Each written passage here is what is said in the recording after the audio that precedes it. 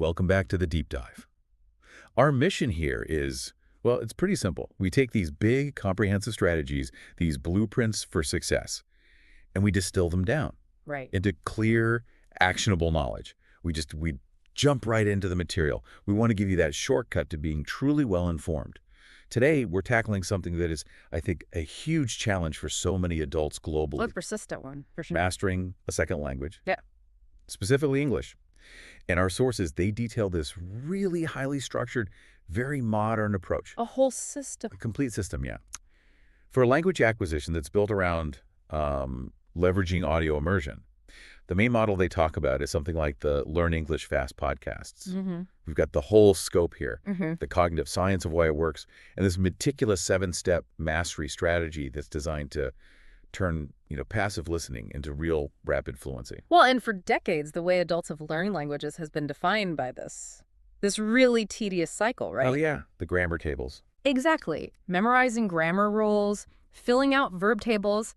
And what's so fascinating here is that this specific framework, it claims it can just bypass all of that struggle. Absolutely. That's the claim. It leans instead into the way our brains are, naturally wired. They say they can leverage modern tech to replicate that implicit, almost effortless learning process we all had as kids. Okay, let's unpack that right away. Yeah. Because when we hear a claim that any system can fully bypass grammar textbooks, a little critical voice has to pop up, right? Of course. Is that realistic, or is it just, good marketing? And that is the critical question. The system doesn't just throw grammar out the window. It doesn't ignore it, but it radically shifts how you acquire it. How so? Well, the argument, and it's backed up by neurological research, is that our brains are just these incredibly efficient pattern matching machines. Okay. So if we hear the correct sentence structures, the right tense shifts, all those prepositions used naturally and over again, the brain just absorbs that structure implicitly. Without needing a label. Exactly. Without needing a teacher to say, this is the third conditional in passive voice. The structure gets internalized through context. They call it context over calculation. So the core promise is really about making learning effective, but also engaging and flexible. We're sort of moving the center of gravity away from the classroom. Yes. And placing it right into the listener's daily routine. Precisely. This whole model is built on two, I think, fundamental truths about how we learn. First, we are wired for auditory language acquisition. It's our primary method. It is. And second, consistent, repeated exposure always trumps sporadic, intense study sessions. This approach, it respects the cognitive load of an adult learner while demanding consistency. And that, right there, is crucial for developing fluency. Okay, so the sources make this really strong assertion. They say podcast learning has revolutionized language acquisition in the 21st century. It's a big word. Revolution is a massive term. So what specific features of this medium are they pointing to that define this paradigm shift? I think it's the sheer democratization of it all and the flexibility of authentic content. What do you mean by that?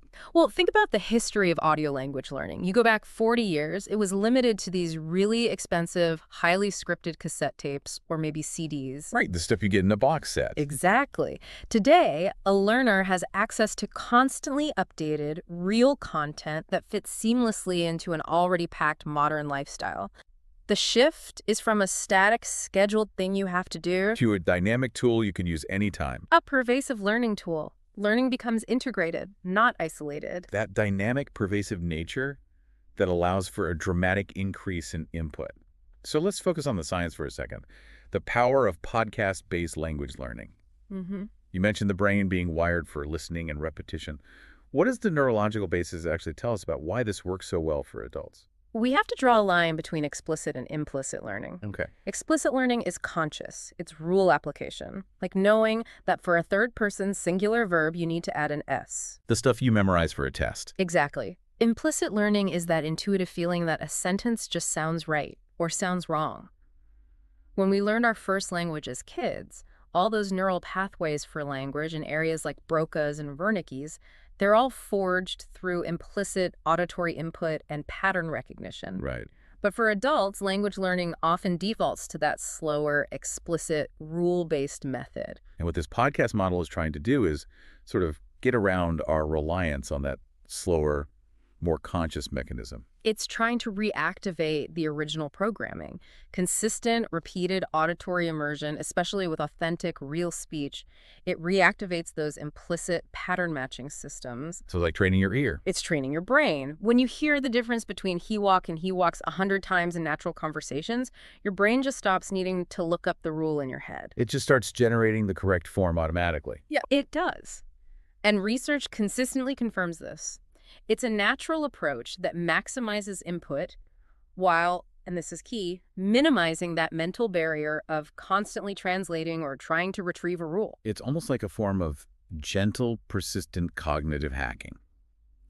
The consistency forces the brain to process and organize all this acoustic data in a way that prioritizes immediate comprehension over, say, grammatical dissection. And that consistency is delivered by the guides themselves. The credibility of this whole methodology, it really relies on the expertise behind it. Right, who's making this content matters. It does. And we should acknowledge the hosts who structure this content. They mention a Sarah, a certified English language instructor with over 10 years of experience. Okay, so the academic side. And Michael, who brings 8 years of experience specializing in the real-world nuances of conversational English and pronunciation.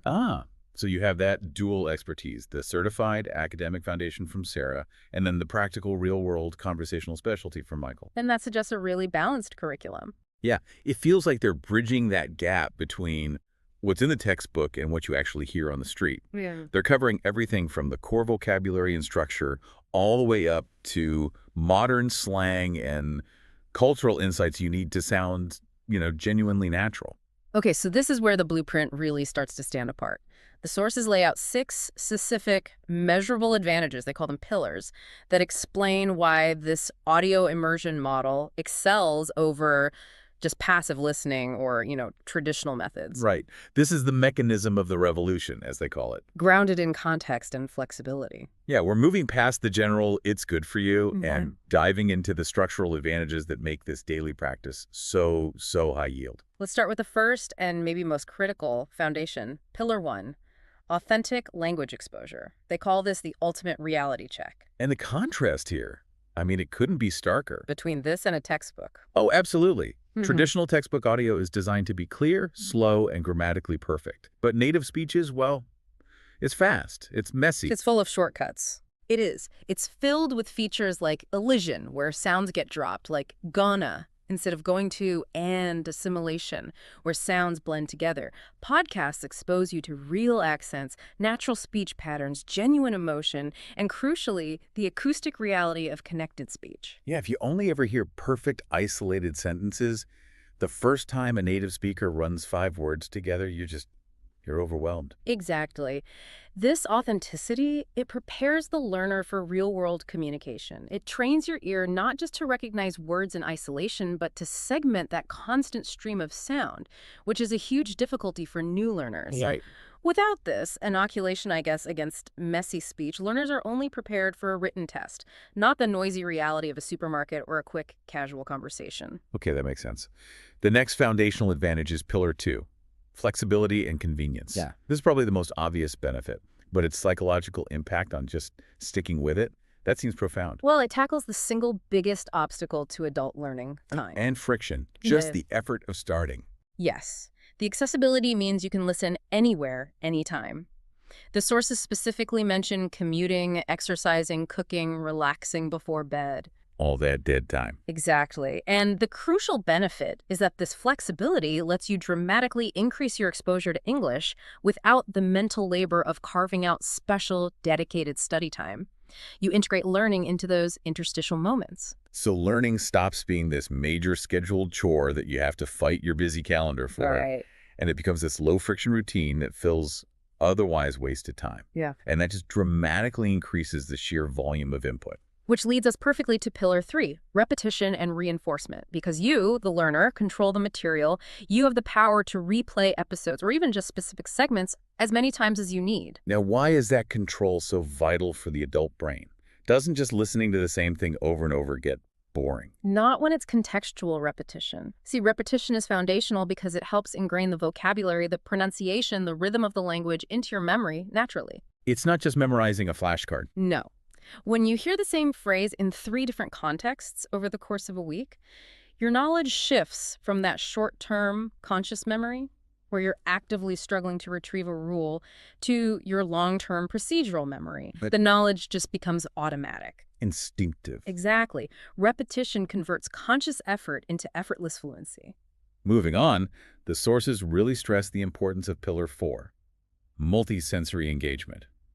And this involves pairing the audio with transcripts or subtitles whenever they're available. This is such a powerful technical strategy. When an adult is learning a new language, one of the hardest things is, as we said, segmenting that continuous stream of sound into distinct words. Right? When a native speaker says, "What do you want to do?"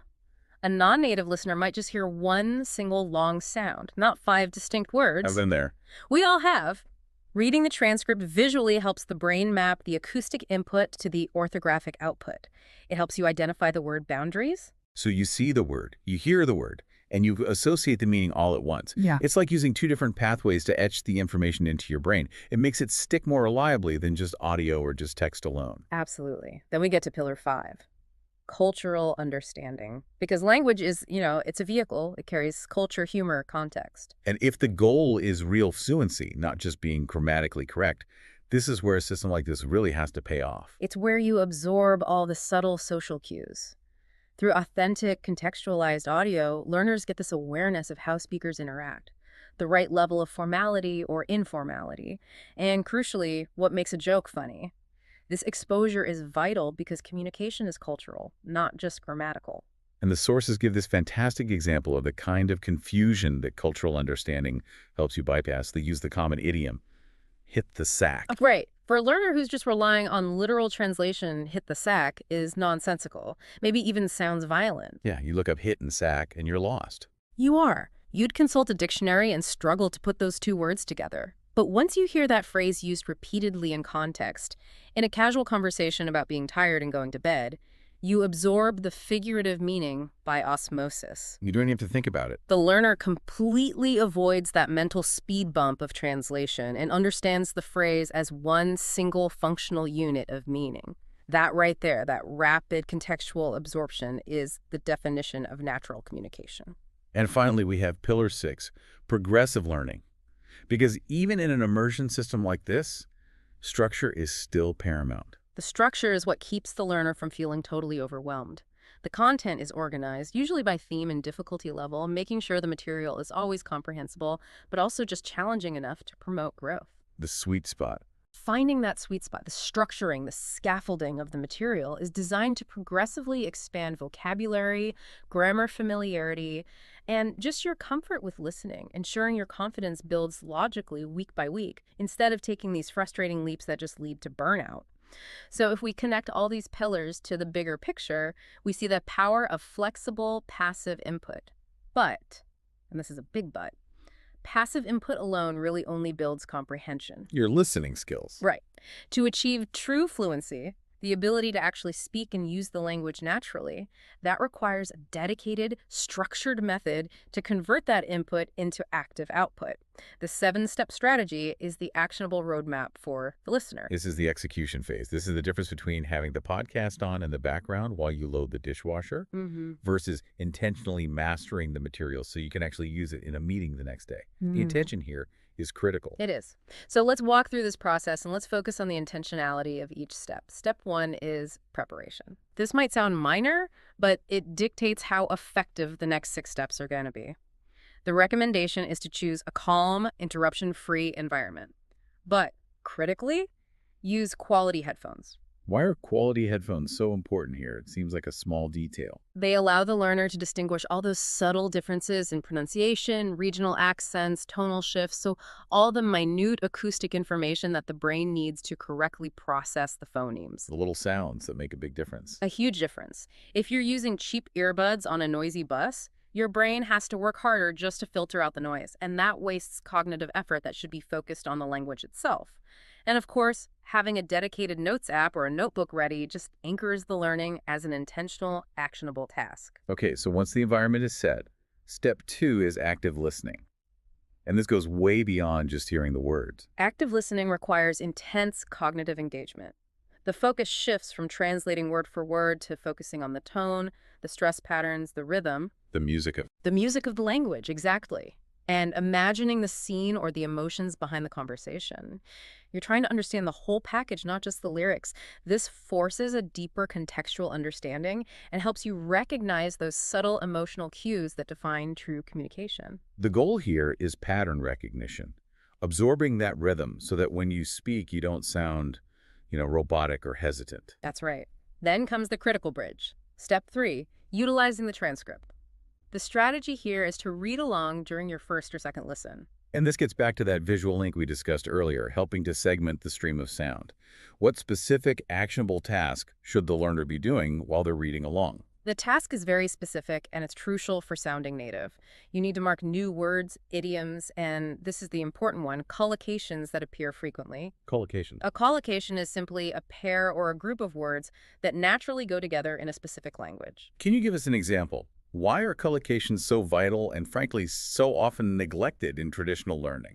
Oh, absolutely. So a learner might know the individual words make and do, but they might not know which verb pairs naturally with which noun. Right. In English, we say we make a decision, we make an effort, and we make a mistake. We don't typically do a decision or do an effort. That would sound very strange. Very strange. Memorizing individual words is just not enough. Fluency comes from mastering these frequent predictable pairings. Identifying them through the transcript helps the learner sound native, not just correct. That is a massive step forward in efficiency. You're prioritizing the most functional chunks of language. Okay, now we move into the physical output with step 4, the shadowing technique.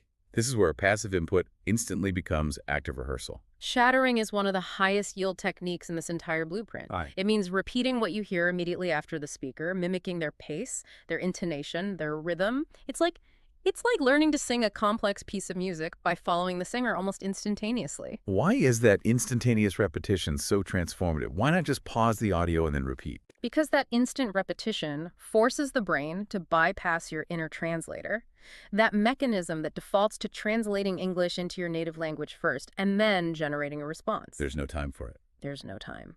Shadowing demands such an immediate motor and acoustic response that it short-circuits that process. It forces the brain to reproduce pronunciation and rhythm instantly, training your mouth muscles and your auditory processing center at the same time. And the sources stress that even just 10 minutes a day is effective. That suggests a really rapid improvement in muscle memory for the complex movements you need for native pronunciation. It creates fluency in the motor system itself. You stop thinking about how to pronounce a word and you just do it. The next step, step 5, pause and analyze, seems to acknowledge that intense shadowing needs to be balanced with some deep study. Absolutely. This is the necessary slowdown. If you encounter a difficult segment, a complex grammatical structure, or a dense idiom, you stop the recording. You replay it slowly and you note the phrasing. And what's the task here? The actionable task here is to research the grammar or vocabulary, and most importantly, write 1 or 2 personalized example sentences using the new material. That move from just abstract comprehension to personal usage seems like the critical factor for making the knowledge stick. It is. If you can use the new word or collocation in a sentence that describes your life or your job or your feelings, you've moved it from being theoretical knowledge to being a functional tool in your toolbox. Right. Step 6 is review and reinforce. This is the self-check, the mechanism to make sure the input is actually being converted to output. The method here is non-negotiable, they say. You have to summarize the key points of the episode in your own words. Wow. Either by writing a short paragraph, or even better, speaking aloud into a recording app. If you can articulate the key points using the new vocabulary and phrases you just marked and shadowed, you have proven you've mastered the material. It acts as a necessary self-assessment and strengthens recall far more effectively than just, rereading your notes. And finally, the highest impact step, step 7, integration into daily life. If you do the first 6 steps, but you never use the material in a real-world scenario, the knowledge just degrades. The sources are very clear on this. The learner must use new expressions immediately, whether it's drafting a social media comment in English, talking to yourself while you're walking the dog, or sending a message to an English-speaking friend. Anything. Using the material in a real functional context is the ultimate validation. It shifts the status of the language from a school subject to a functional living tool. And that immediate application is what makes the knowledge stick permanently. So if this is the method, We have to be clear about the target. Who is this content actually for? The sources make a very clear distinction that this blueprint is not for the absolute beginner. That's right. The audience is explicitly defined as English learners who already speak some English. Those who are stuck in that frustrating intermediate plateau. Or even native speakers. Or even native speakers looking to refine their communication. The focus is on bridging that gap between correct grammar and natural fluency. They are very clear that they are not teaching the alphabet or basic vocabulary lists. So it's a refinement model. It's for the learner who already understands the difference between a verb and a noun, but needs to sound authentic. And the focus topics, they really highlight this advanced level. Natural phrasing, fluency, cultural nuance, idioms, modern slang, professional English habits. It's all about polishing the edges. If traditional schooling taught you the rules of the road, this podcast model teaches you how native speakers actually drive. I like that analogy. The unspoken rules, the shortcuts, and the emotional delivery that makes communication truly effective. And their method for delivering this contextual refinement, it's systematized. It's through a structured 5-part educational framework for mastery that they use in every single episode. This structure is what ensures that even though the content feels conversational, the learning progression is logical and is comprehensive. We should probably delve into that framework because it really demonstrates the intentionality behind every minute of content they deliver. So part 1 is thematic vocabulary. This ensures relevance. Vocabulary is curated around real-world contexts, like, say, negotiation strategies in business, or specific terms for travel planning, or common phrases used in social situations. You're not memorizing random, low-frequency words. Exactly. You're learning what you'll actually use. Part 2 is that core differentiator we talked about earlier, grammar in action. And this is such a radical departure from traditional learning. They avoid abstract rules, theoretical lectures. Instead, they just focus on showing grammar used naturally within the conversation. So you absorb the pattern. You absorb the pattern by hearing the correct usage repeatedly, not by reviewing a conjugation chart or diagramming a sentence. For instance, they won't list all the prepositions, but they will highlight how a native speaker feels about using at, on, and in various situations. It's context over calculation again. Okay, moving to part 3. Cultural notes. These are described as brief but essential explanations of regional expressions, tone, and social context. This directly supports Pillar 5. It ensures learners don't just speak correctly, but appropriately. It provides the necessary context for why a specific phrase is acceptable among friends, but may be inappropriate in a job interview, or how a shift in your tone can change the meaning entirely. The subtle social code. The social code that prevents misunderstandings, yes. Part 4 involves interactive tasks. These are small, immediate challenges that are built right into the episode. And they're designed to trigger that necessary transition from passive listening to active output. The tasks encourage listeners to pause and repeat, write a short response, or maybe leave a specific comment in English. By demanding that immediate application, they reinforce the material directly while it's still fresh in your mind. And the final part, part 5, is the recap and review segment, which summarizes the key takeaways. This is the retention anchor. It ensures the listener leaves the session knowing exactly what was learned, and it provides a focused list of the most important vocabulary and collocations to carry forward into Step 7, that all-important integration. It's a cycle. The framework is inherently cyclical. Exposure, contextual application, cultural nuance, active practice, and then review. This brings us to the call to engage, what they call the commitment to consistency. Subscribing and engaging with the content is presented not just as, support for the creators, but as a commitment to the learner's own continuous improvement. They framed consistency as the non-negotiable key to mastery. By subscribing, turning on notifications, accessing organized playlists, the learner eliminates the effort of having to hunt down the next lesson. It removes friction. It removes friction and it bakes the routine into the delivery method itself. It just maximizes your input volume. So it effectively helps you build a learning habit without you having to manually impose that discipline on yourself every single day. And furthermore, they actively foster a learning community. They encourage interaction in comment sections. And the underlying belief there is profound. Engaging with other listeners actually multiplies your progress. Because it forces you to use language. It forces active output, it boosts retention, and it fosters motivation.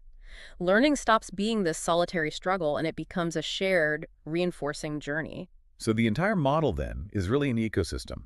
It's designed to minimize excuses, Maximize authentic, consistent exposure, and systematize that conversion of passive listening into active functional fluency.